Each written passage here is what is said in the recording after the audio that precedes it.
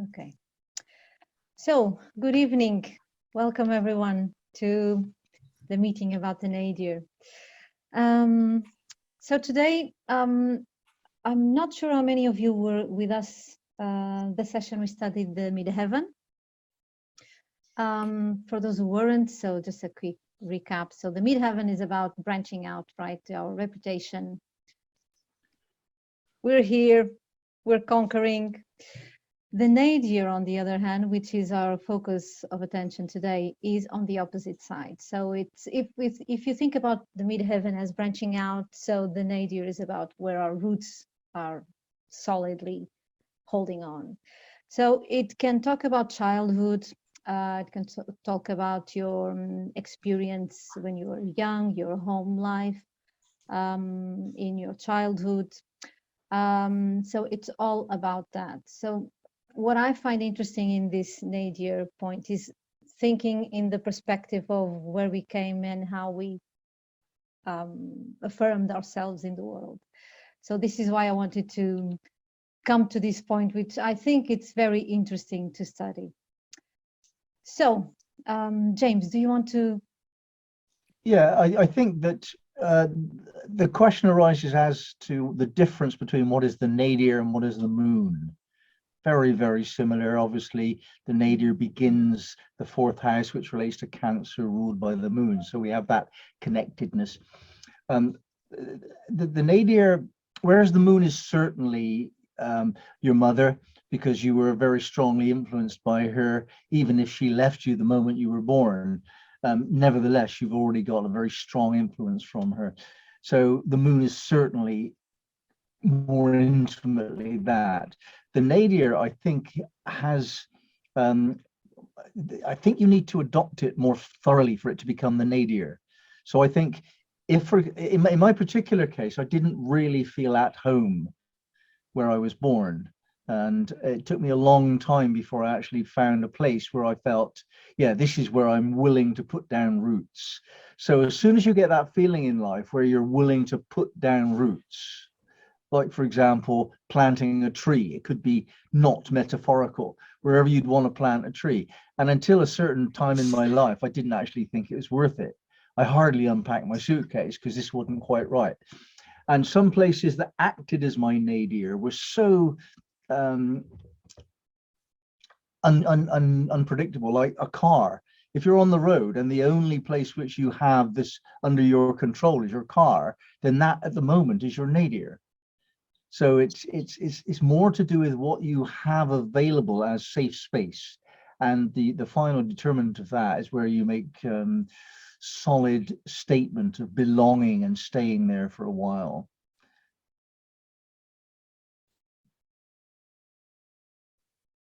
Thank you, James. I like that idea of a home, and this can be a space, a physical space or a metaphorical space. It's so interesting.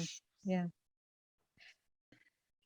So before we break out and see how this placement, this Sabian symbol relates to us, I was going to ask you, what does home mean to you? And thinking about what James said before, where do you feel most at home?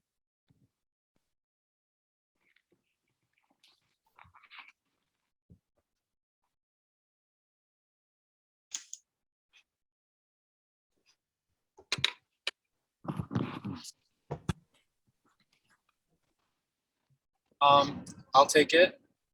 Yeah. First of all, I got it wrong. I'm actually number 10, the aviator flying above the clouds.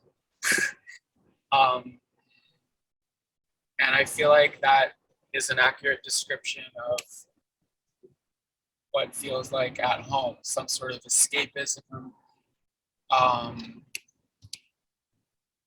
head in the clouds. Yeah, always trying to gain, the highest perspective possible. Thank you, Guy. Anyone else? Okay. Oti. when I first went away traveling, I went to Australia, and I found this. It was like on a piece of cork or some sort of tree, natural material. And I bought it for a family that I worked with. And it said on it, home is not the place you're from, but where they understand you. And that phrase always sort of stayed with me in regards to when a place feels like home, and it's all about the people, isn't it? Wherever you go, it doesn't matter where you are in the world, the people are what make it. And if you're with the right people, then you're gonna have the right time. I always found that with certain touristy things, people would say, oh, don't go to that spot, we didn't have a good time there. But it's about the people, isn't it? So yeah, does that chickens running around, does that relate to chickens running around with no heads? I suppose another, where do I feel most at home? Throughout my life, I've always felt very much at home on a dance floor, in a festival field, working at festivals, running around with a lot of pressure on things to do. That tends to feel like home. Not always perhaps the healthiest kind of home, but it definitely has felt like home. Yeah. I saw you your hand, Sharon. Just give me a moment. Yeah, Lottie, do you, when you go to the festivals and you feel at home, but do you go alone? Do you go with friends? Is it again a matter of the people you're with, or what is it that makes you feel at home? I don't know. It hasn't always mattered with the people I'm with, actually. No, because over the years that's changed. I've done festivals with family. I've done it with friends. I've done festivals alone where I've gone to work and then met people there. I guess there's that whole thing of community, meeting like-minded people, meeting new people, being in open space, sense of freedom. Some, as Guy had talked about, hedonism, that's those intoxicated chickens, and escapism. Sorry, Guy, you said escapism, not hedonism. I shouldn't, but they could be very similar. Yeah, it's definitely still about the people, I suppose, isn't it? In that sense. I think I've lost you there. Sorry, Anna. No problem. No problem. I'm here. What else about does that? So how do you relate the going to the festivals and feeling at home, which you associate with hanging out with people, with the right people, with the ones that give you a sense of home? Yeah, shared values as well. Living quite simply as well. You know, when you're living in a tent and you can only take so much, and you take what you need for the weekend, and particularly if you're working, you're just there with the basics. It's not a full, it's not a holiday as some people may do when they go to festivals. You're going to work and you're working there and you're taking what you need. You tend to, particularly I find in the working scene of festivals, people with shared values towards living and life.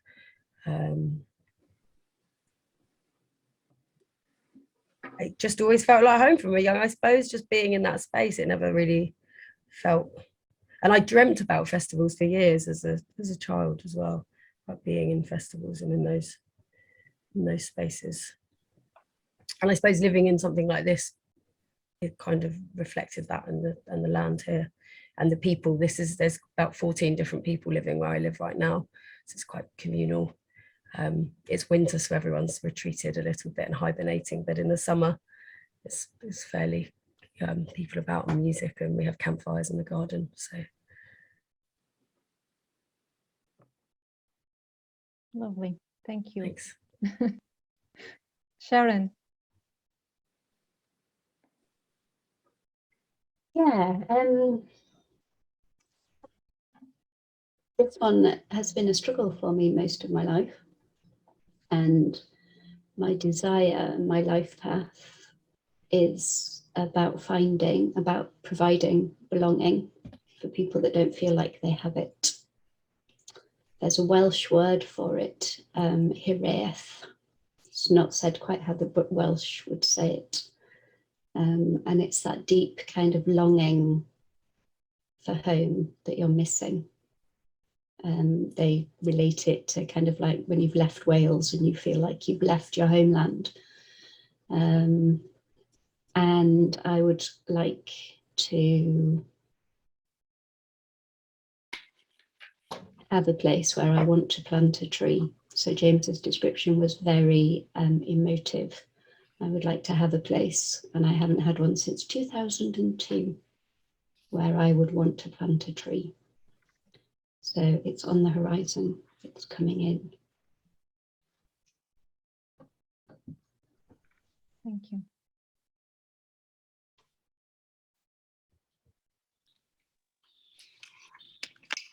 Heather? I think for me, I feel like home is something you make, that you have to make it every day. And it's funny because it really resonates with the symbol ritualization. And I think I grew up in a very religious household. My dad was a minister. And I think that ritual of going to church and praying before meals, and, you know, I like some amount of structure, and I have kids, and I mean, even in university, I would, you know, eat at the same time and I was a bit ritualized always in my behavior. And I think that I find that comforting, you know, these kind of very traditional way of building a home. I think that I find that intensely comforting, and I find, and I think I feel like I have to, you know, I make it by providing structure, you know, by providing ritual through meals and festivals, or, you know, like through, you know, like holidays and marking the seasons. And it's definitely something I do with my kids too. We eat at the same time every day, and, you know, it's very we come to the table and we sit down and we talk about very often the same questions, and I think that I find that intensely comforting and grounding. And it's funny because my husband, you know, my husband's from the south of France, and I can see it in his family. And I wouldn't say that I had that always as a kid, because that wasn't necessarily my experience, but I was definitely drawn to it. And I like, you know, the very traditional French Catholic, you know, way of behaving, cleaning up after every meal. And, you know, I don't know, it's so highly ritualized and conformist that it's like a warm blanket almost. Wow.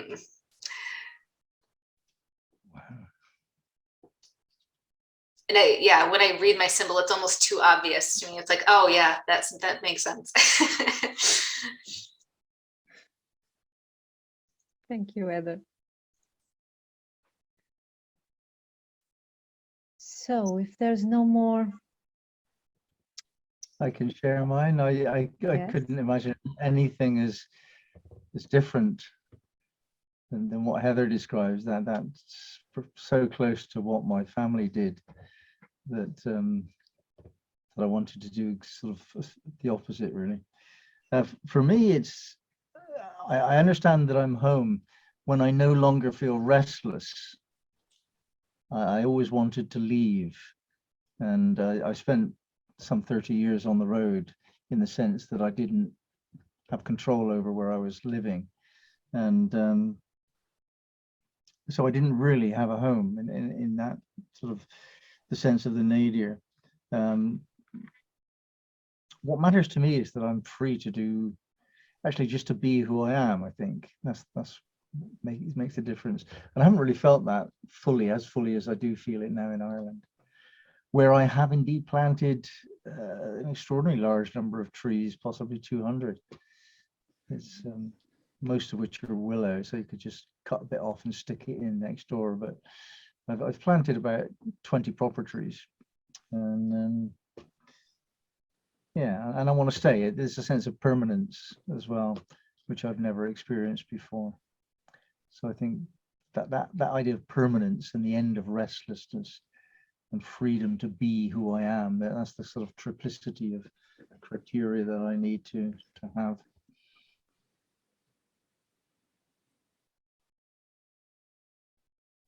Heidi. Thank you, James. Thank you. And thank you, James. I actually wrote down how free I feel. That was the first thing that came to me. And I had this moment on the dance floor, actually, not so long ago, where I remembered myself. So So I don't know if it's like a past self, because I spent quite some time on the dance floor, but we were dancing to rock music and our friends, Alex was singing one hit after the other. And I just remembered myself, but it always comes back down to how free I feel. And it could be in a state of meditation, could be floating in the ocean, could be in an airplane, even in another person, mostly in my solitude, but it always comes down to the core value of freedom, yes. And if I am free to move, I won't be looking for the exit so much. And I can actually maybe water a plant. You know what's funny is I can see other people struggling with that, like the restlessness or the need to be free. And I recognize that and I see it in other people, and it's something I don't understand inside myself at all. Like there's no part of me, like my husband sometimes will get like restless and I'm like, I guess that's a problem for you. I don't get it at all. Like it's never been a question for me. Sometimes I almost wonder, am I missing something? But I don't know. I mean, I can't change the way that I feel. And I feel like, I don't know. It's funny how I don't struggle with that. Or, it's not something I experience. I don't know. Sounds relaxing. It's interesting how home is so different for many of us.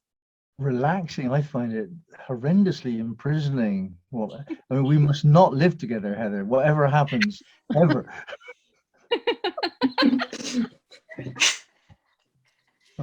It's funny.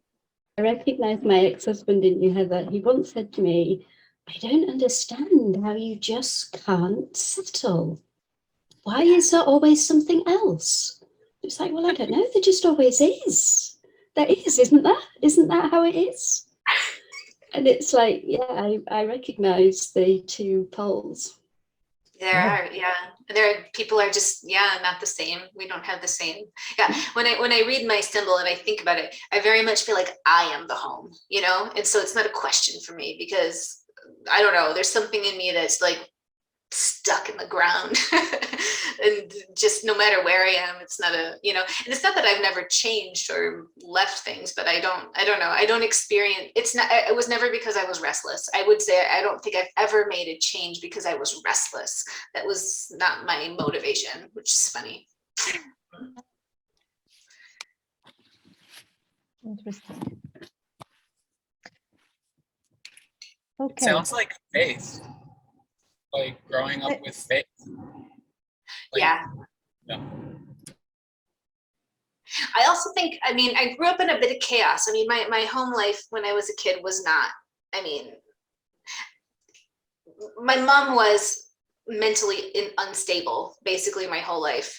And I think that I was like, that's you, that's not me. And so I very early on, like took all that onto myself.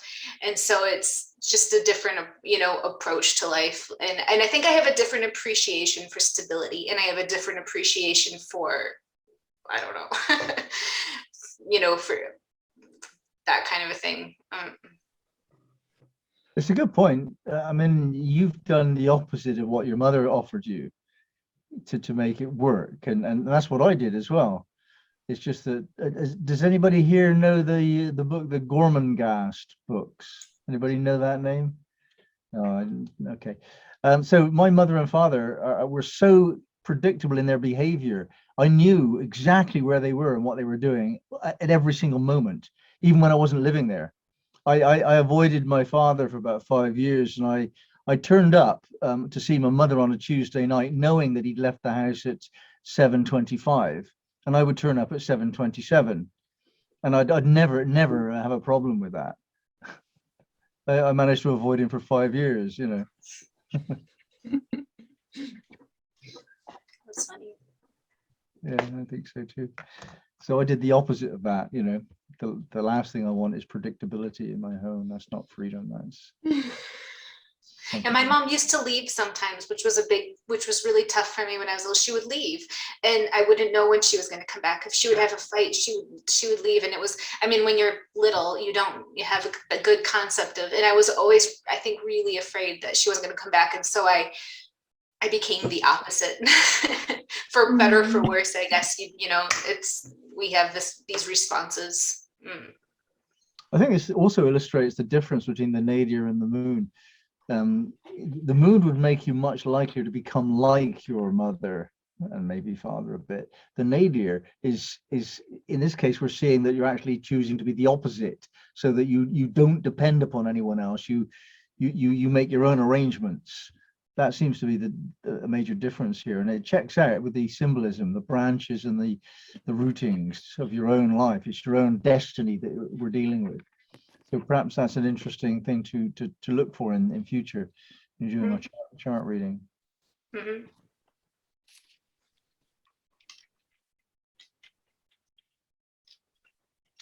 So I'm going to take us into breakout rooms.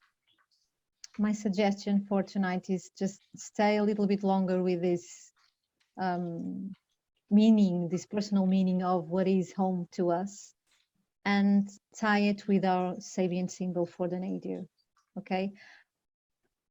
So, how was it? Tell me you're no longer driving, Guy. Yeah, I was thinking that. Thank you. Yeah, I'm in my test lights. I forced him stop the car. Thank you, Katerina. So do you want to start and tell us a little bit about what you've discussed about your IC? Yeah, I'm gonna just jump in and make some things up because it did turn into a bit of a wild conversation. But what's interesting is that Katrina's IC is actually conjunct her moon, exactly, right, Katrina? And just to go off of what... No, it is conjunct this year, but in my birth chart, it is 4 degrees before Nadir. Oh, okay. But 4 degrees is actually still conjunct, right?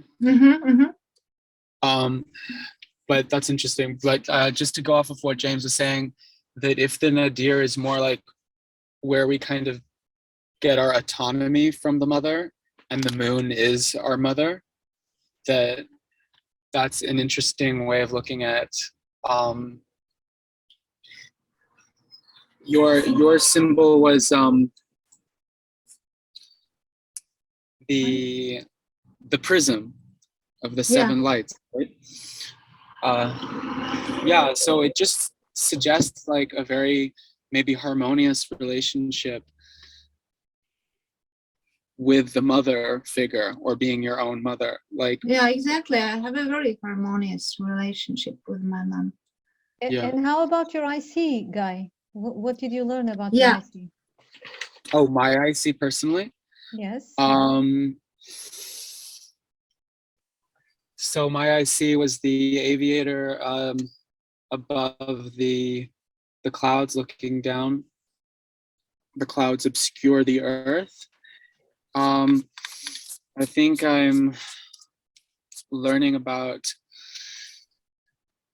the importance of, Katrina was talking about how I can tend to be very serious, which is maybe associated with mental and being in the air and the perspective. And I was telling her, actually, you know, I am serious, but I also get serious about play. I've been acting, I did stand-up comedy, I'm like obsessed with laughing. So, and she was pointing out that actually it is a very mental thing. You can't really laugh without understanding perspective. And Aquarian is actually associated with a comedian for me. I don't know why I'm saying Aquarian. No. Yeah, no, you are Pisces. This was Pisces. Yeah, I guess comedy is so associated with Aquarius for me that I'm thinking about that. But yeah, I guess we're trying to ground and find, if one is very high up, one wants to find the way down and like the specific ladder, how to reach down, because any change has to be done in stages. You can't just And it is about letting go of the technique and ultimately just enjoying the two worlds and making the journey itself become part of your home, part of your bigger house. So I can't just drop to the ground. Although very interestingly, my mother is Taurus, which is ground for me. And having my rebellion be against her makes a lot of sense. She's very serious and not in a playful way. Like, she doesn't have the ability, I think, to see from above as much as I'm trying to get in my lifetime. Can I observe something, Guy? Yes. In our first conversation a few weeks ago, you mentioned that you had reached that certain level of skill at ballet. And I think it's that ability to master something difficult that's also inherent here. This is to do with people who attain the highest level of skill and you know, whatever you can do, you do it, and you do it by working really hard, getting it right, suffering. You know, you do your best. I think that's implied within this. It's not only the oversight that you're focusing on, but it's also the ability to master something. Does that check out with your feelings of self? Yeah, and it's reminding me of the image of Icarus also, who flew so close to the sun that he fell, because there's a pattern for me of falling from the heights.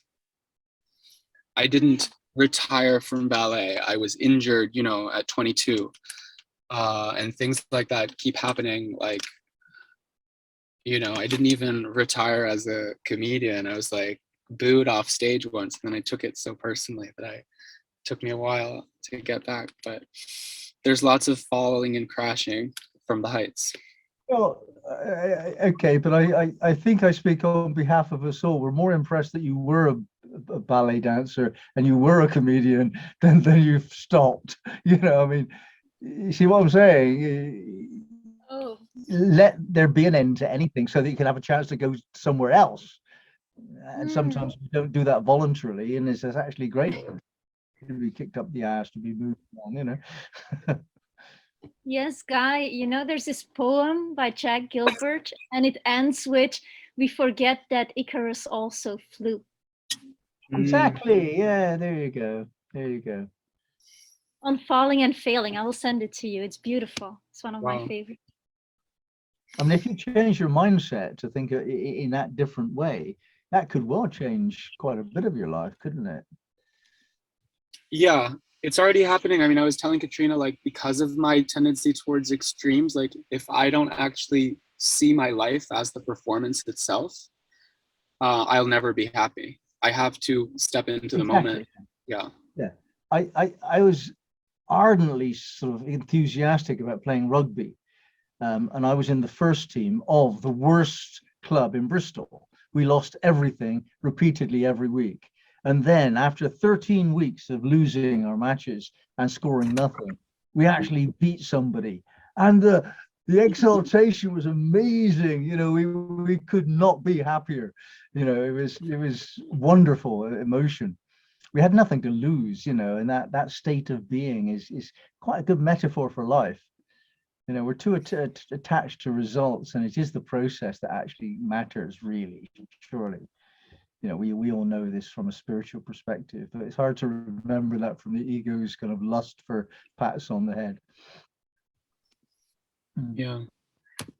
I mean, lastly, I was just telling Katrina that if I don't focus on the breathing itself, of the moment to moment, making the breathing part of my life, then yeah, I literally will get like anxiety attacks and stuff.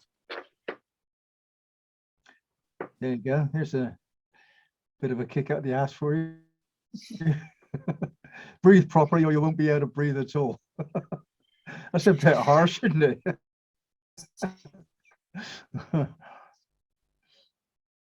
Joshua, would you care to share the amazing time you had with both teachers?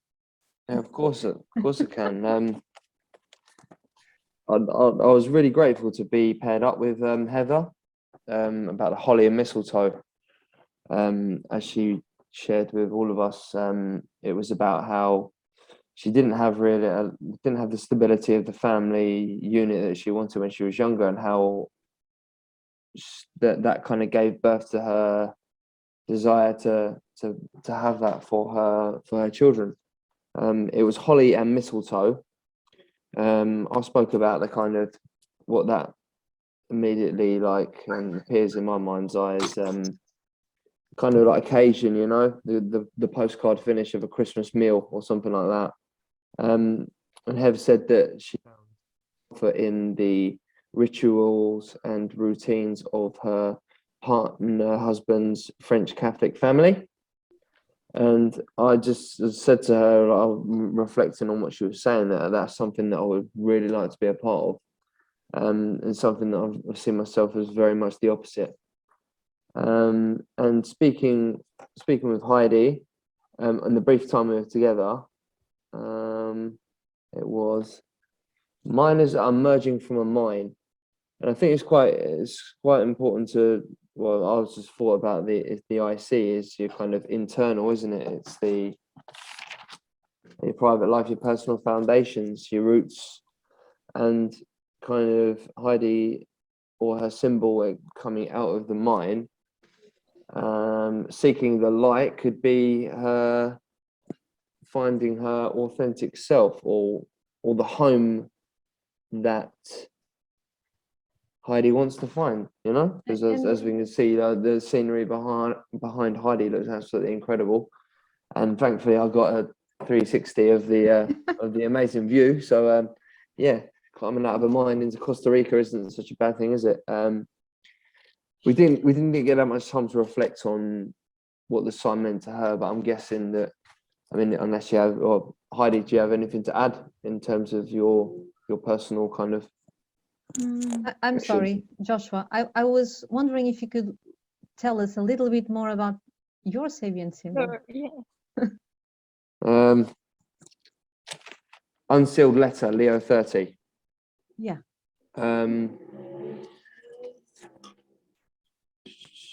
All our secrets come out in the open anyway. I actually watched the video that James gave, and it was great.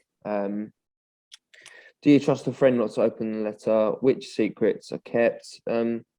Trust in life.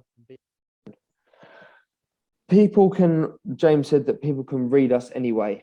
So if I was to say, you was to ask me a question, and I was to give you an answer where they came from a place that wasn't authentic, then you'd kind of understand from the energy of my looking somewhere else and touch my hands. So the moral of the story is be open, be honest, because James gave a great anecdote actually, of where the truth came out in the end anyway. So it is a case of just be yourself, be true, and don't have any unsealed letters. I mean, it's about trust, really, the unsealed letter, isn't it? It's do you want someone picking up your letter and going, oh, what's in here? I mean, what do I have to hide personally? I found this one difficult, which was nice to be paired up with Heather and to reflect on what meant to her. So yeah, I'm scratching around trying to find something to say right now. But yeah, that's what James gave in the video, and that's what it meant to me. Okay. How do you think, if you got to that conclusion, how do you think that ties up with your definition of a home? What is home to you?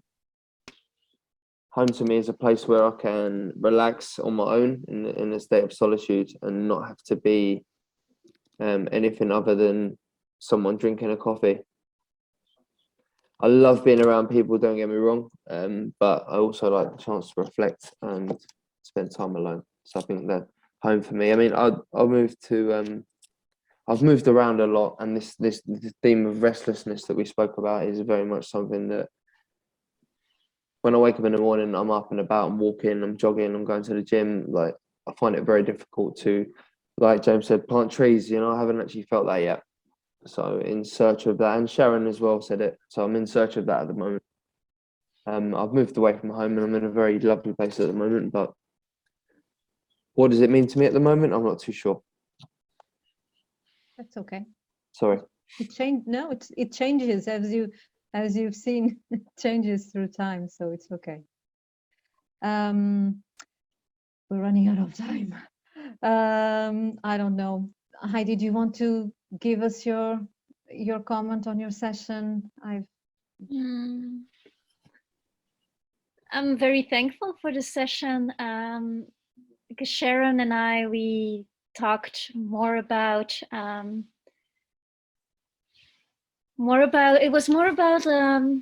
different ways of experiencing life. She has two men playing chess, so it was a bit about moving in between worlds or in between dimensions, and how to merge two and fully become both of them. Both of us felt as if our life is more about landing than it is about ascending, and indeed, like enjoying a cup of coffee and be fully doing that feels like an accomplishment to me.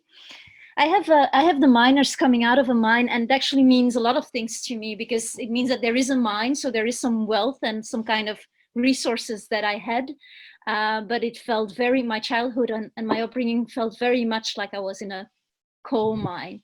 And I've had a tendency my whole life to look for the exit. I need to know that there's an exit. I've become a lot calmer, but I do like to know that there is an exit, which is something I imagine when you're in a coal mine. Yeah, it's kind of specific. Also, Belgium, where I grew up, is a land of many mines. And my best friend actually is a first generation. Well, she was born to a father who came from Morocco to work the mines. And I always heard a lot of stories about that. So I always lived the symbol also either within myself very literally or through a projection. But eventually it's about coming into the light of life and constantly seeking on this quest for knowledge, as James so beautifully describes it. So yeah, I do feel that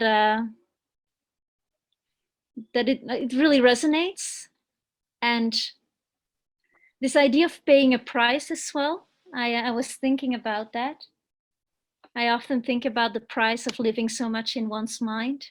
And I guess that's why I find a home in Costa Rica, because it kind of puts you into life. Like the basic things take so much longer here. Like getting a simple activity done, like change the oil in your vehicle. It's like, okay, we have a day project here. And it's kind of good for me. It makes me deal with my impatience and this restlessness, and yeah, the simple things of life. You know, I bought a really good pineapple today. You're just find a lot of life in it, you know. One of these days, a bunch of people will land in Costa Rica and knock on your door. We want pineapple juice as well, or something else. Everything, you have it all. Coconuts. Thank you, Heidi. Lottie, do you want to share with us what you learned about your Sabian symbol? I don't know if I can cover it all in 6 minutes, if I'm really honest. Just the highlights. I feel James might articulate it better and summarize it a bit quicker as well. Is that okay to hand over to you, James? It was a hard one for me. It's similar to what not the purpose of the exercise at all. But it's the axis that Lottie has from the Nadir at 21 Leo to the midheaven at 21 Aquarius, it would be easily interpreted in a negative way. And my take on it is to put that in a context where the opposite is true. Lottie's home life has a lot to do with an intoxicated chicken image. She's comfortable actually at home in a place where a lot of people would be scared, like the festival scene, and they'd be out of it and they'd be behaving in a very non-mainstreamy kind of way, and actually she's comfortable with that, and she's comfortable with the Aquarius image as well because of that, which is a disappointed and disillusioned woman. So all around in her life there's been this confusion and some depression and emotionality, and she's just had to learn how to find a way with that. and be able to cope when everyone around her isn't coping very well. And that was a feature of her childhood. It's a feature of her current situation, and the ability to hold it together when nobody else is holding it together seems to be written as kind of a destiny for her. Thank you, more or James. less what we were talking about. I think so, yeah. I think when I looked upon the bit, read more into the description of the intoxicated chickens, the substance misuse and hedonism has played a strong part in my life for most of my teenage years and even up to presently in it. But it's a battle, particularly through my Saturn return, and made my Saturn return quite hard work and something I still sort of struggle to forgive myself, self-acceptance. But the notion of the two wings that let us fly and what they represent, the spiritual evolution with the psychological healing, and how both need to be in harmony.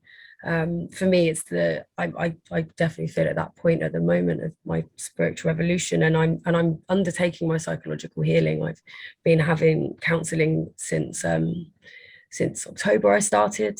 I had a diagnosis for ADHD, which was something I sort of been waiting on a waiting list for 3 years, which doesn't change anything, but it creates a framework for myself.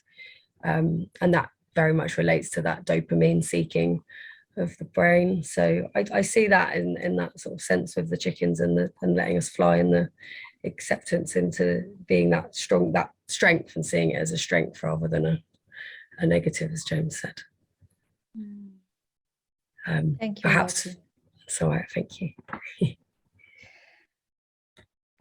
Katrina, could you, I'm sorry, I moved, I was with Guy earlier and I noticed you, but we're so running out of time. So I think Richard and I will share next session. I could not close the session without giving you the last minutes. Do you want to share something about your symbol or Guy's or anything? Today is my birthday. Happy birthday! Oh, my lovely. Happy birthday. I want to share. Thanks for joining us on your birthday. Oh my God. Yeah. How many? 22? Oh, yes. And Thank I'm you. so happy about it, you know. Oh, The first time, it's really 22. congratulations, Katrina. Congratulations. Yeah. Okay, and so this is not an excuse for me not saying anything special, you know, but yes, I love this IC thing, what I have there in James's interpretation in these stars and not James's, but in the symbols actually, because they are so flattering. It's just what I want.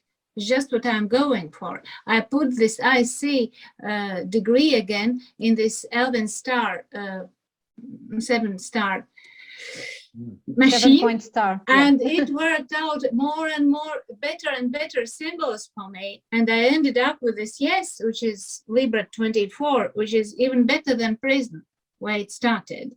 So, and all this I discovered today on my birthday, so I couldn't be happier. That's it.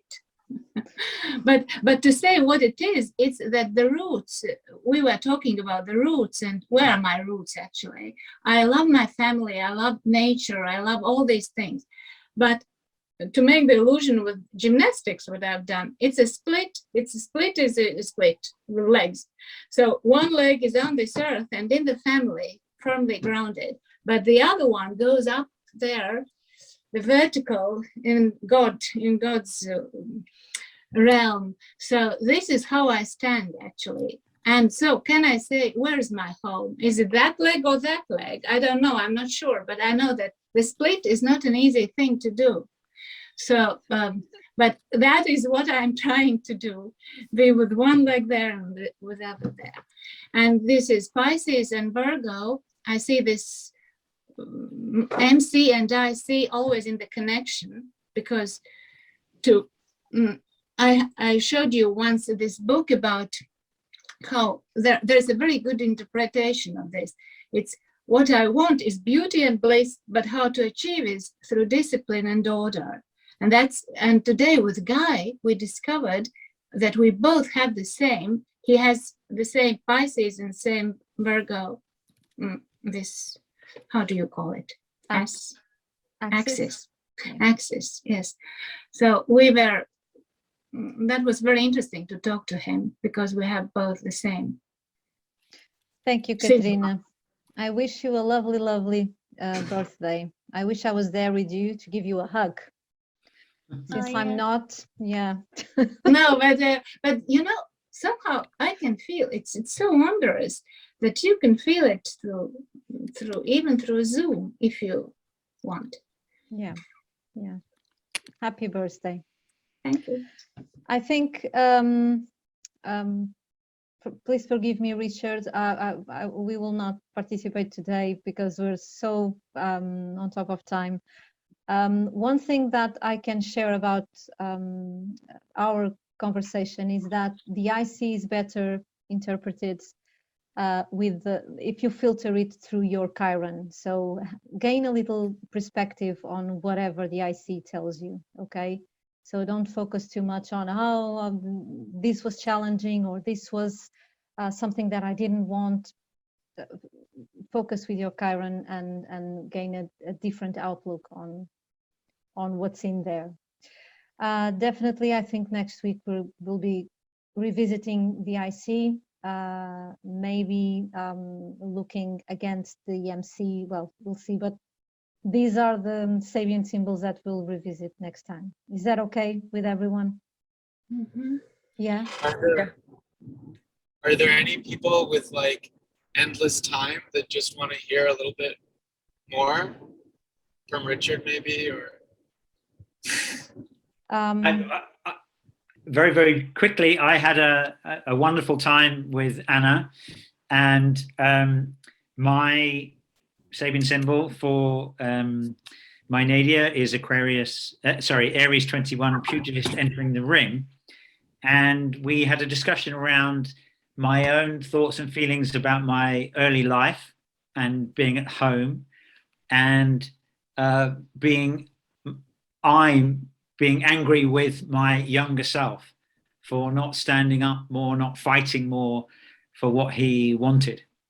And Anna did an absolutely brilliant job of introducing Chiron and saying, let's reframe that. Let's get a different perspective on that, and look at that, all of those experiences as training for what you went on to do. Maybe I can say more next time. But I loved what you did, Katrina, with the Elven Star. And I may well go away and do that. Mm-hmm. Yes. Thank you, Guy. Thank you. And happy birthday, Katrina. Have a wonderful prism onwards. Yes. So good evening, everyone, and I'll see you next week. Thanks, Anna.